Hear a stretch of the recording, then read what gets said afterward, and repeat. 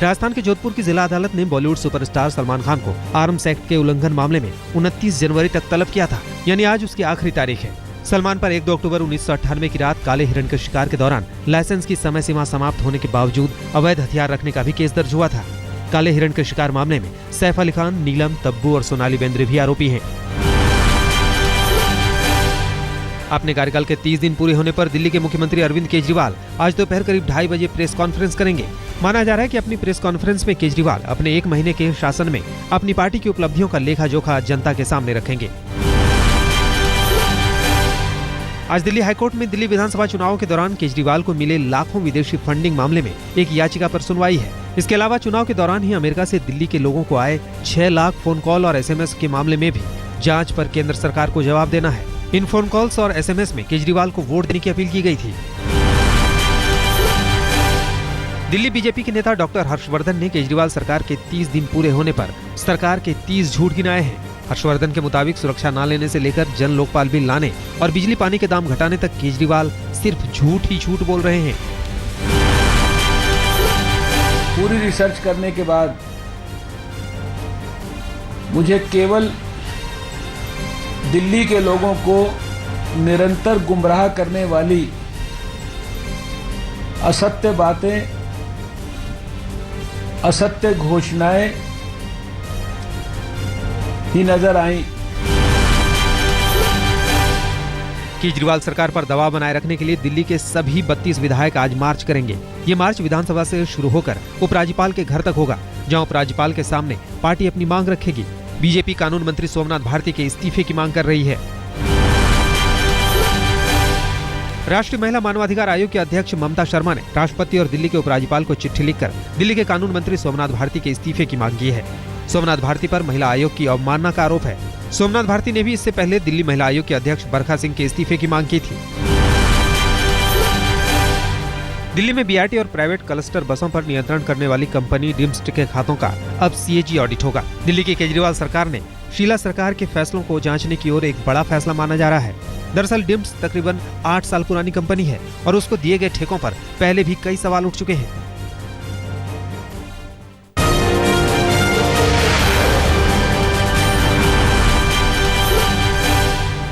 राज ठाकरे का toll tax मामले में भड़काऊ भाषण देना उनके लिए मुसीबत का सबब बन सकता है। राज ठाकरे के खिलाफ पुणे में केस दर्ज कर लिया गया है। राज ठाकरे पर केस धारा 109 के तहत दर्ज किया गया है। पुणे के MNS के पार्षद वसंत मोरे और 16 दूसरे कार्यकर्ताओं के साथ साथ राज ठाकरे को भी आरोपी बनाया गया है। राज्य सरकार ने इस मामले में राज ठाकरे के खिलाफ जाँच का आदेश भी दिया है।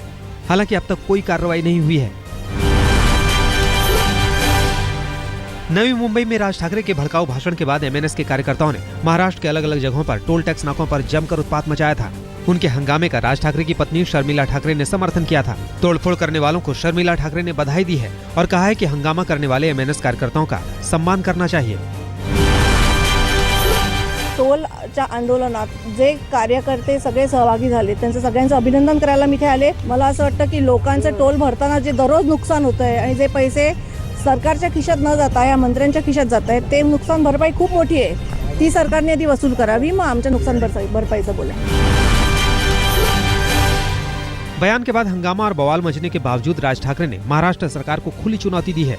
अपने खिलाफ राज्य सरकार की जांच के आदेश पर राज ठाकरे ने आज तक को जानकारी दी कि राज्य सरकार जो चाहे कर ले, वो वही करेंगे जो उनका मन करेगा।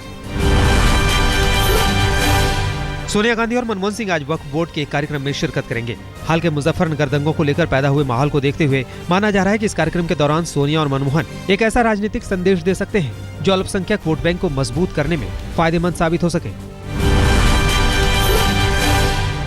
हाईकोर्ट के आदेशों को हवा में उड़ाना उत्तर प्रदेश के शहरी विकास मंत्री आजम खान के लिए महंगा पड़ सकता है।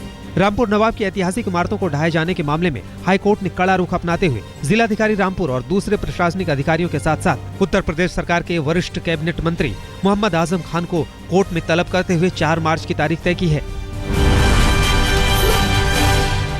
समलैंगिक संबंध और लेस्बियन रिलेशनशिप हिंदुस्तान में गैर कानूनी ही रहेंगे। सुप्रीम कोर्ट ने CRPC की धारा 377 को अवैध ठहराने से इनकार कर दिया है। सुप्रीम कोर्ट के ही पिछले आदेश के खिलाफ सरकार ने कोर्ट में रिव्यू पिटीशन दाखिल की थी, लेकिन सुप्रीम कोर्ट ने उस याचिका को खारिज कर दिया। कई सामाजिक संगठनों ने सुप्रीम कोर्ट के इस फैसले पर निराशा जताई है।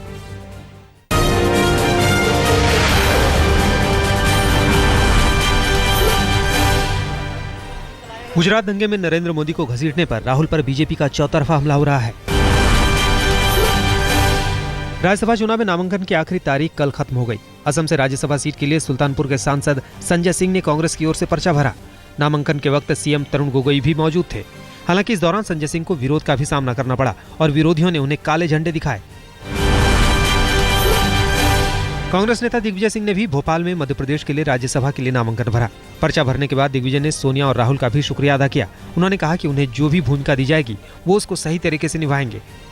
कांग्रेस अध्यक्ष जी श्रीमती सोनिया गांधी जी, राहुल जी के प्रति आभार व्यक्त करता हूं, जिन्होंने मुझे राज्यसभा में मनोनीत किया है।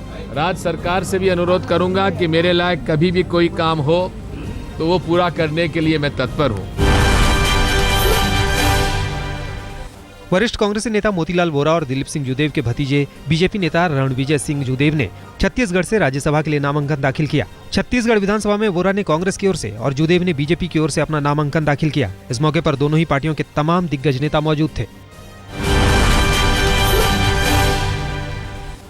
झारखंड में राज्यसभा चुनाव के नामांकन दाखिल होते ही यहां की राजनीतिक पार्टियों में बगावत के सुर बुलंद होने लगे हैं। झारखंड की सत्ता पर काबिज जेएमएम के अंदर समर्थन को लेकर मतभेद खुलकर सामने आ गए हैं। आरजेडी उम्मीदवार प्रेमचंद गुप्ता को समर्थन देने के मुद्दे पर नाराज पार्टी के 3 विधायकों ने अपना इस्तीफा पार्टी सुप्रीमो शिबू सोरेन को सौंप दिया है। बिहार में राज्यसभा टिकट से वंचित नाराज नेताओं को मुख्यमंत्री नीतीश कुमार ने साफ कह दिया है कि जिन्हें राज्यसभा नहीं भेजा गया उन्हें लोकसभा लड़ने का ऑफर दिया गया है, लेकिन पार्टी लंबे समय तक उनके जवाब का इंतजार नहीं कर सकती। नाराज नेताओं को 48 घंटे का वक्त दिया गया है कि ये लोग पार्टी के ऑफर पर अपना फैसला लें, नहीं तो पार्टी दूसरे उम्मीदवार के नाम का ऐलान कर देगी। जम्मू कश्मीर में पिछले 5 सालों से चल रही नेशनल कॉन्फ्रेंस कांग्रेस गठबंधन सरकार में दरार पड़नी शुरू हो गई है। जम्मू कश्मीर के मुख्यमंत्री उमर अब्दुल्ला के तेवर कांग्रेस के खिलाफ तीखे हो गए हैं। दोनों पार्टियों में नई प्रशासनिक इकाइयों के गठन, पंचायतों को अधिकार देने संबंधी 73वें संशोधन को लेकर तनातनी चल रही है। आम आदमी पार्टी 2014 के लोकसभा चुनाव में 20 राज्यों में चुनाव लड़ेगी और फरवरी के पहले सप्ताह में पहले दौर के उम्मीदवारों की सूची घोषित की जाएगी। बाकी प्रत्याशियों के नामों की घोषणा भी फरवरी के अंत तक कर दी जाएगी। आपने ये भी कहा कि ना तो चुनाव से पहले किसी फ्रंट में शामिल होगी और ना ही चुनाव के बाद किसी को समर्थन देगी या लेगी, इसकी पूर्व घोषणा ही नहीं करेगी। कांग्रेस ने देश भर में 15 से ज्यादा सीटों पर उम्मीदवारों को लेकर फैसला फाइनल कर लिया है। इन सीटों पर कांग्रेस में आंतरिक चुनाव होगा और जीतने वालों को लोकसभा का प्रत्याशी बनाया जाएगा। ये राहुल गांधी का पायलट प्रोजेक्ट है, जिसकी रूपरेखा तैयार हो चुकी है। तमिलनाडु में डीएमके के भीतर का घमासान और तेज हो गया है। पार्टी से निष्कासित किए गए नेता अलगरी के खिलाफ पार्टी के नेता और उनके ही भाई स्टालिन के समर्थकों ने चेन्नई में पोस्टर निकाला। स्टालिन के समर्थकों का आरोप है कि अलगरी के बयानों से उनके नेता की जिंदगी पर खतरा मंडराने लगा है।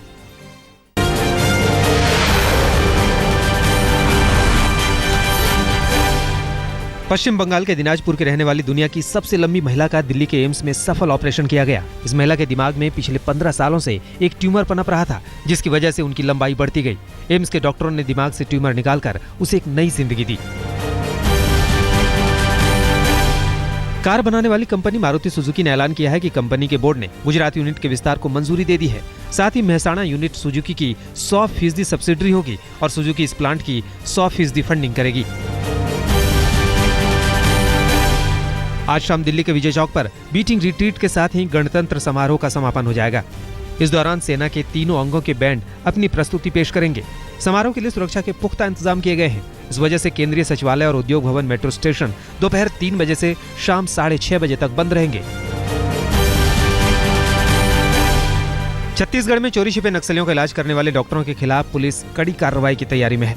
रायपुर के नामी ग्रामी अस्पतालों में कुख्यात नक्सलियों का न केवल इलाज होता है, बल्कि उन्हें पनाह भी दी जाती है। इसके एवज में नर्सिंग होम के संचालकों को नक्सली मोटी रकम देते थे। छत्तीसगढ़ पुलिस ने फिलहाल आधा दर्जन से ज्यादा डॉक्टरों को संदिग्ध नक्सलियों का इलाज करने को लेकर अपना बयान दर्ज कराने के लिए नोटिस जारी किया है।